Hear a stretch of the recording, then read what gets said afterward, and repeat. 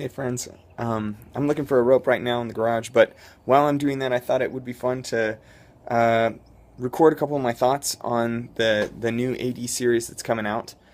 Um, Two big ones. One is that I really don't like the way that they've had men and women relating to each other in the show. The biggest problem with that is that it's really wildly historically inaccurate, and it doesn't create a contrast between the way that Jesus treated women in the ancient Near East, which was radically revolutionary for that day and age.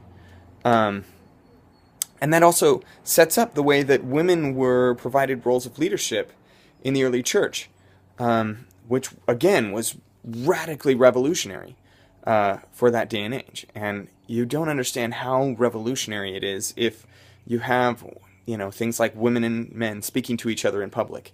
That just wouldn't have happened.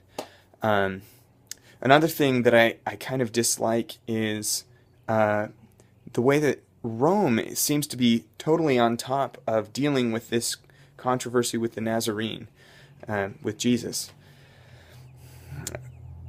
History seems to record that Rome didn't really have any concept that there was anything going on outside of normal Jewish insurrections that was special with Jesus, at least not until the end of the first century and beginning of the second century. I mean, it wasn't until really, you know, almost 100 years later after this stuff happened that Rome really gets a good idea of what's going on.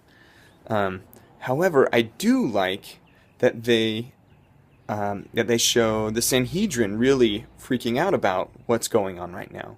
That Herod has a great idea of what's going on, and he's kind of freaking out about it. That's great. I would love if they had showed some of the other factions that might have been concerned about what was happening with Jesus and with his movement. We'll see if they do. They might. I'm excited about that.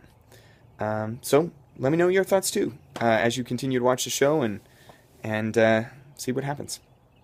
Let's get this discussion going.